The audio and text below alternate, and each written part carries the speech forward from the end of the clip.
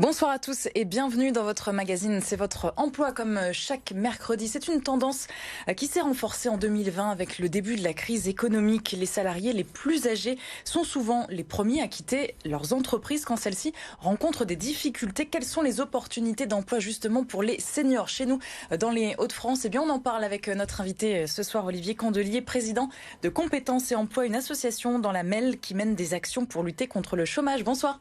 Bonsoir Marie. Merci beaucoup d'être avec nous en plateau ce soir et comme chaque semaine, Thibaut Cotin de L4M nous accompagne. Bonsoir Thibaut. Bonsoir Marie.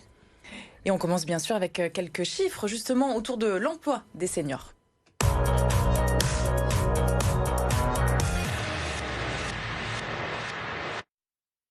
Pour planter entre guillemets le décor, sachez que les 50-64 ans représentent plus d'un quart des actifs ayant un emploi.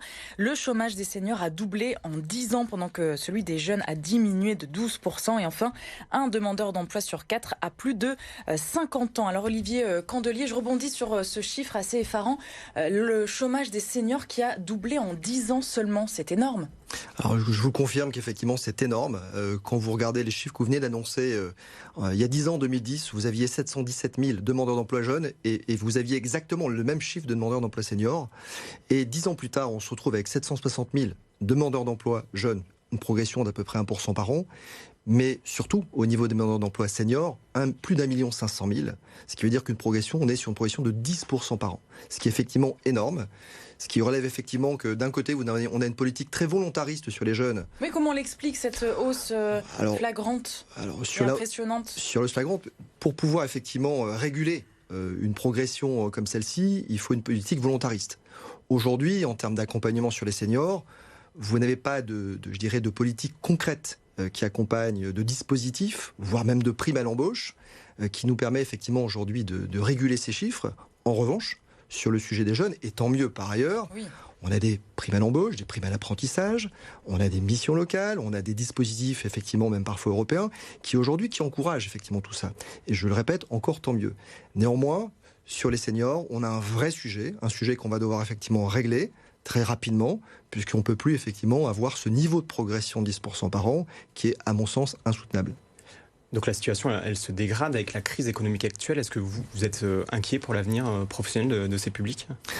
Alors oui, je suis complètement inquiet, puisque, comme je vous l'ai indiqué, sans avoir derrière ça vraiment un plan Marshall pour pouvoir avancer sur ce sujet, ça va être effectivement compliqué.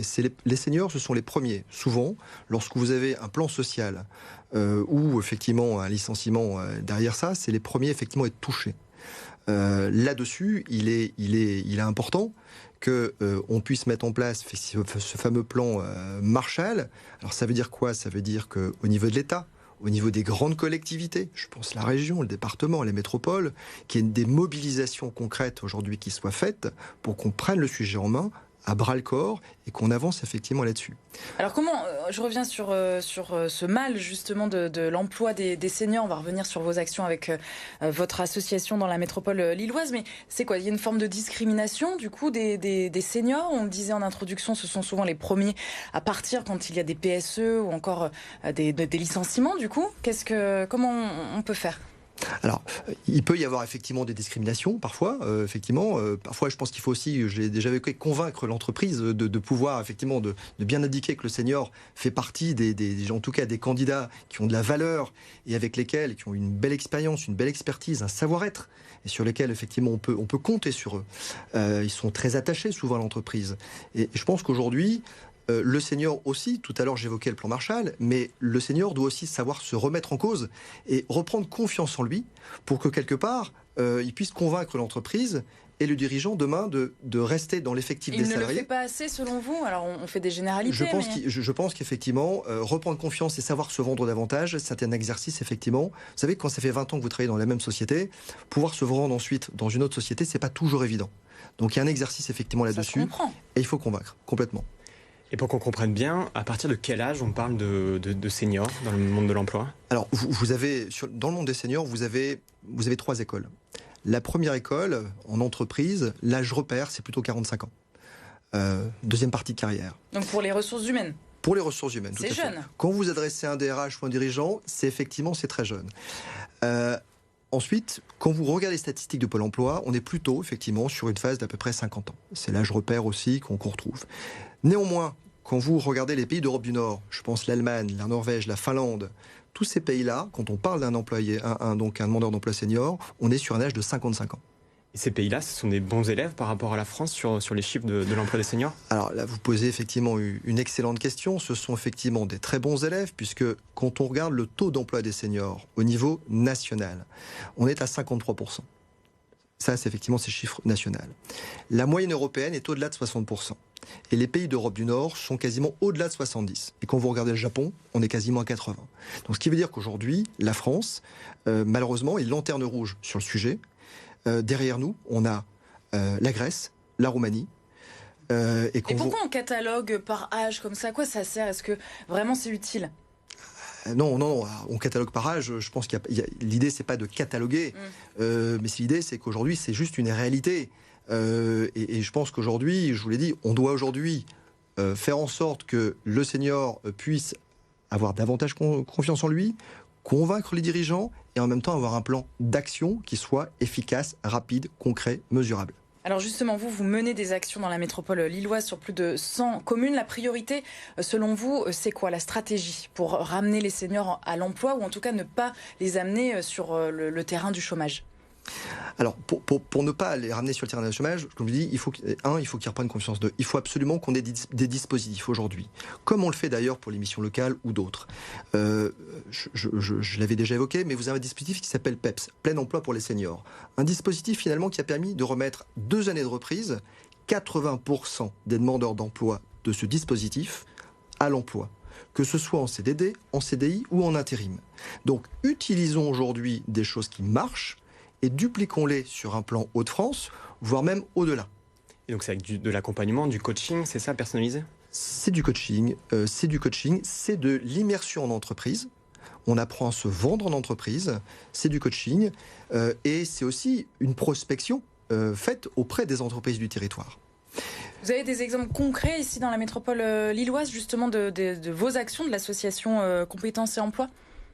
Alors, des exemples concrets, oui, alors je vous ai parlé effectivement du dispositif, mais je pense que derrière ça, si votre question c'est de me dire est-ce que j'ai des exemples concrets d'entreprises qui ont embauché, la question effectivement, j'en ai une 50aine. Et aujourd'hui, heureusement pour moi, la majorité des seniors qui ont été embauchés sont toujours là. Donc, tant mieux. Mais un senior qui nous regarde là ce soir peut vous appeler, peut se tourner vers l'association? Parfaitement, tout à fait. Donc, directement vers Compétences Emploi, puisque ce type de dispositif qui n'est pas aujourd'hui, qui est un dispositif qui est quasiment privé, aujourd'hui, va redémarrer dès septembre, et sur lesquels, effectivement, on va essayer d'essaimer sur l'ensemble du territoire. Mais je voulais aussi vous donner quand même peut-être une note positive aussi par rapport à tout ça, parce que l'idée, c'est aussi d'être optimiste. Il y a aussi une prise de conscience, si je peux me permettre, de l'État, qui est récente. On l'avait évoqué, où vous avez quand même un député qui est rapporteur national aujourd'hui d'un grand sujet sur l'emploi des seniors. Pour la première fois. Et notamment, en plus, on a la chance d'avoir un député qui s'appelle Valérie Six, qui est en plus quelqu'un d'extrêmement compétent sur le sujet, et qui doit rendre sa copie quasiment pour fin juin. Et là où je dis qu'on a une lueur d'espoir, c'est que j'ai extrêmement confiance en ce qui pourrait éventuellement, donc décliner comme stratégie pour qu'on puisse le diffuser sur l'ensemble du territoire national. Donc moi je suis très heureux de cette prise de conscience et effectivement, et j'espère que derrière ça, au-delà de ça, on aura les moyens pour aller beaucoup plus loin et réguler. Il y a des secteurs un peu moins frileux pour embaucher les seniors aujourd'hui chez nous dans la région? Alors oui, bien entendu, vous savez des secteurs, je prends le métier de la relation client. D'ailleurs, un peu en panne de candidats. Oui, vous avez effectivement des métiers comme ça, par exemple, qui peuvent fonctionner. Tout ce qui est activité où vous avez un niveau de pénibilité, c'est un peu plus compliqué. L'industrie peut être effectivement aussi une issue, effectivement, pour les seniors. Et même là en 2021, au moment de la crise économique. Et même là en 2021, parce que vous savez, quand vous regardez une entreprise, quand vous leur demandez, ils veulent du savoir-être. Le savoir-être, c'est la priorité. Et le savoir-être, le senior là, aujourd'hui. C'est une vraie carte à jouer pour le senior, les compétences c'est un humaines. élément différenciant. Et je pense qu'il y a une autre carte à jouer pour le senior, c'est qu'aujourd'hui, vous avez des sociétés d'intérim. Finalement, la majorité de leurs candidats sont plutôt assez jeunes. Et aujourd'hui, vous avez des sociétés d'intérim qui regardent de très très près le sujet et qui se disent on a une carte à jouer aussi là-dessus parce qu'on a des vraies compétences, une vraie expertise qu'on peut éventuellement utiliser pour l'entreprise. Et j'insiste, là je m'adresse aux seniors en général, c'est un réel tremplin. Une société d'intérim, vous faites effectivement quelques semaines, quelques mois, mais c'est aussi un tremplin vers le CDI. Et on sait tous, quand on a effectivement connu le CDI, on essaie surtout quand on est en deuxième partie de carrière, en fin de carrière, on souhaite être un peu plus sécurisé. Merci beaucoup Olivier Candelier, président de Compétences et Emploi, d'avoir été avec nous. On rappelle la plateforme web atout-age.fr. Merci Thibaut, à la semaine prochaine. À la semaine prochaine. Pour un nouveau numéro de C'est votre emploi. Et nous, on se retrouve bien sûr demain comme chaque jeudi avec votre magazine Santé. Nous allons parler du télétravail et des conséquences du télétravail à la maison. Mal de dos, douleur dans les mains. Nous parlerons de ces postures avec notre invité qui nous apportera quelques solutions. Martin Barillon, kinésithérapeute dans la métropole lilloise.